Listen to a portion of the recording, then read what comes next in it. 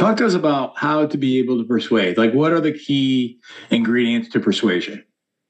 First of all, you mentioned before that if you try to persuade someone, sometimes there is a negative aspect to it, but the positive aspect is only if you think it will be better for the other party, not just for you.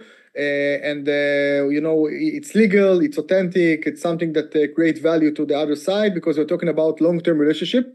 We would like to have long-term relationship with your clients, your vendors, your family, or your friends, your colleagues. So if you do something by force, maybe it will succeed in the short term, but in the long term, you will lose friends, you will lose colleagues, and you will lose clients. So first of all, you need to think for the long term and do only if it's better for the other side. Second of all, be authentic.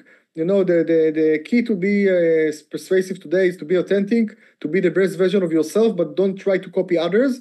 You have your style, I have my style. Everyone, they have their own unique perspective. So if I try to say words that doesn't suit my personality, or try to copy some others' messages or something like that, it won't work. We recorded on 2024, and today I believe the people, they have the fake radar and bullshit radar, that if you say something it's not relevant for you, they will notice. So be authentic and just try to be the best version of yourself. Thirdly, if you try to persuade someone, they talk about their problems and their needs, not about your needs and your problems, because people always try to sell the solution when you need to sell the problem to the client, or to sell the problem to the other side. So if I try to sell you something, either an idea or product or service, I need to tell you what's wrong with the current situation, because if there is nothing wrong, then you don't need to change anything. And if you don't need my product, then you won't buy it, or you don't need to buy it. So sell the problem before the solution, and the worse the problem is, then more are you willing to pay for this product or service. And I can give you an example. If I take a regular bouquet of flowers, and I will call it a regular bouquet of flowers, I can charge, let's say, $100. But if I call it a bridal bouquet, a bouquet of flowers for the wedding, then I can charge $300 to $500, right? Because everything for the wedding costs, in average, 3 to 5 times more. Now, those are the same flowers. So what is the change? The need. Because if the client buys flowers for the wedding, a bridal bouquet, they don't actually buy flowers. They buy the winning image or winning picture of a queen for a day of the bride, and the photos album that the bride will look great. And then 10 years from now, she will sit with the groom and with the kids, and they will say, oh, look how beautiful mommy was. And 30 years from now, they will sit with their grandkids and say, oh, look how beautiful grandmother was. So this is why I'm willing to buy flowers for the wedding 3 to 5 times more. So if I understand as a client the need, if I understand why are you offering me this, and how can I have a problem, how can you solve it, then I'm willing to be persuaded, or to buy from you, or to invest in you, or to vote for you, or everything. So you need to talk about the problem and not the solution. And another thing is, you need to convince me that you know what you're talking about, that you're an expert, because people are more persuaded when they talk to someone who actually knows more than them about this kind of area or area of expertise. So you need to become an expert. Now, by the way, my definition of expert is very wide. If you go to a restaurant, for example, and you go to you don't know the restaurant, you get the menu from the waitress, and then you ask her, what do you recommend? Right? So why do I ask her what do you recommend? I don't know her, so I immediately tell someone I don't know. Maybe she's younger than me, and she has obviously represent the restaurant's interest. And I asked her, please decide for me. Why do I do it? Because I don't know anything, and the waitress, she knows because she works here. So immediately she becomes the expert, and I ask her. So if people will think that you're an expert, that you know what you're talking about, they will be more persuasive. What I heard you say is be of service, be a servant, and be somebody that you're helping, so that the solution that you're providing is in their best interest. Be authentic. Talk to the problem first before you get to the solution, and then have credibility. Yeah. Did I hear you correctly on that? Yeah. And credibility, there is a great marketing tool. It's called social proof. Social proof means that if I will tell you that I am an expert and I know what I'm talking about, then it doesn't sound objective. It sounds subjective, right? Because I'm talking about myself, so obviously I'm going to speak highly of myself. But if I will show you objective evidence that I'm an expert, now why do I do this quotation, the objective evidence? Because I choose what to show you. So if I will sell you a product and I will tell you, this product is being sold in 40 countries worldwide, then there are other 160 countries that is not being sold, right? But I focus on the positive. And if I tell you I studied this and this degrees, or I have this and this formal education, then I have other degrees I didn't study or other subject I don't know anything about, but I focus on what I do know and what I do have. So former clients, testimonials, celeb clients, the amount of years I've been doing this, all of the data are social proof. So you need to gather information about yourself, and you need to provide this information to the other party, either it's with marketing writing or to speak about it when you talk to someone. And people, when they hear experts, they trust experts. Okay, we trust experts, we trust brand names. So immediately the odds that I'm going to be persuaded is much higher. Yaniv, if you could, about building authority and expertise through content. That there are 4 steps in order for the client to buy from you, or for people to be persuaded. There are 4 steps. First, they need to get to know you. Okay, and then they need to like you, and then they need to trust you, and only then step number 4 they will buy from you, and they will invest in you, and they will vote for you. So to getting to know you, you do it by creating a content. You provide lectures, you provide presentations, you participate in podcasts like we do now. You create posts and videos and blogs and everything. You need to be in as many platforms as possible, so you will be in the game. That people actually consider you when they're looking for a supplier or vendor or someone. Okay, and then step number 1 is to get to know you. Once I know you, I need to like you. Now, how can I like you if you didn't meet personally, or if I didn't buy from you yet? I can like you if I saw a video of you. I can like you if I heard a lecture of you. I can like you if I heard the chapter episode in your podcast. I can like you if I read an article and I agreed with you. Okay, so you need to provide the personal attention, and you need to provide chemistry with people in order for them to buy from you, or to trust you, to relate to you. And then step number 3 is trust. And so I know this guy, I know that he exists, and I like him. He sounds like a great guy, but how can I know he's the expert he promises he is? Then enters social proof.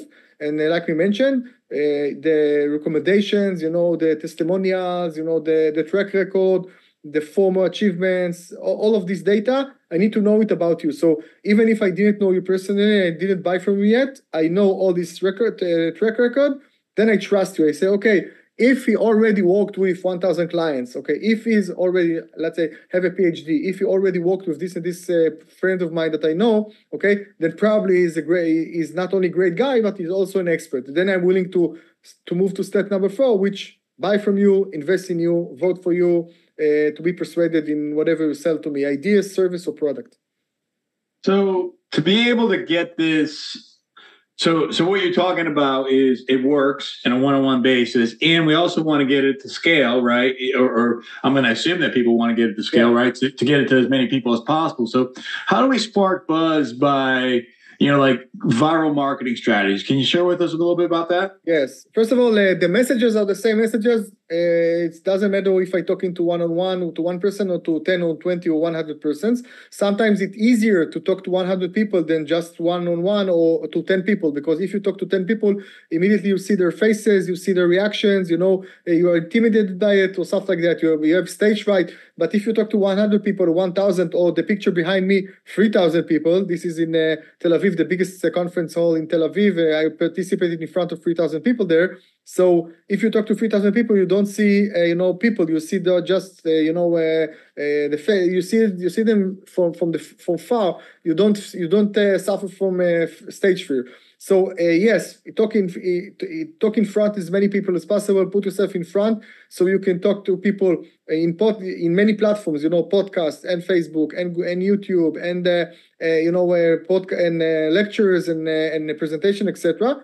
And the messages are the same. If you read my marketing writing, or if you hear me talk, then you probably hear the same messages. And you need to be in as many platforms as possible. You need to repeat your messages over and over and again. And then you create a community, create a tribe of people that, again, they know you, they like you, they trust you, and they talk to you. They become great ambassadors for you. So you said how to become how to do viral marketing. Okay, viral marketing meaning that you have a tribe or community of clients, of people around you that are great ambassadors for you. Sometimes you didn't ask them to talk about you, you didn't pay them commission, but they actually are going to talk about you because they actually market themselves. Okay, so if a client feels that working with you is a good reflection about him or about her, then they will talk about you. And I can hire a marketing person or salesperson. I can give him a car and a mobile, and they can run away and go to meetings on my behalf, and I will pay them salary and commissions and everything. Okay, but one, I pay them money, and two, when they talk about me, it doesn't sound objective, but they sound subjective because the client knows that they are representing me. But if my clients will talk to their friends about me, then first, it doesn't cost me money because they do it because they want to. And second of all, it sounds objective because the people will rely on them. And we talked about the model of know, like, trust, and then buy. So referrals are very, very good in viral marketing because if, for example, I'm looking for a contractor and I ask you, Dan, do you know a contractor? And you say, yeah, you know what? David is my friend. He's a great contractor. You should call him. Then I don't know David, but I know you. And I know you, and I like you, and I trust you. So I said to myself, okay, Dan is a serious dude. He chooses his vendors very, very carefully. So if Dan tells me that I can rely on David, I probably can rely on David. And then when I talk to David, okay, I am, 80% persuaded, He just need not to mess it up because I already would like to buy from him because I already did the 4 steps of know, like, trust with you, not with him, because you already build a trust with professional trust, personal trust with me, and then if you recommend on someone, probably I'm going to buy from your guy as well. So this is why referrals are so good, and this is why viral marketing is so effective in marketing. Yeah, so in that case, David just has to not screw it up. Right? Yeah. Just don't screw it up, Dave. Don't screw it. Yeah. Usually I say to clients, if you refer, just tell a little bit about me and give me the phone. I will continue the conversation. I don't want to rely on you to sell me. I will do it myself. Yeah, I mean, and if you're teaching people how to refer you, it's not, in my opinion, it's not necessarily to say use David's services. It's more have a conversation with Dave. He's the guy, right? So it's almost like you're selling the conversation, not necessarily the service. That's for David to do. Yeah. Because he knows his service, he knows his expertise, and in basketball, there's a term go-to guy. Okay, because you play 5-on-5, and then you have the last seconds for the offense, for the attack, and then immediately the ball will go to the go-to guy. Usually he's the best scorer in the team or something like that. So you need to be in your areas of expertise. You need to be the go-to guy or go-to girl that people will ask you questions. Hey, Yaniv, do you know, I would like to do a digital campaign. Do you know someone who will do digital campaign? And then I can tell them, okay, I do it. Or, I can write you the marketing writing, but for the campaign itself, I have another guy or something like that. But the most important thing, they approach me first and they ask me the question, and then I have the lead. And they didn't run to my competitors or my colleagues. They asked me first. Do you have any about sales and negotiation, mastering that? What can you share with us about that?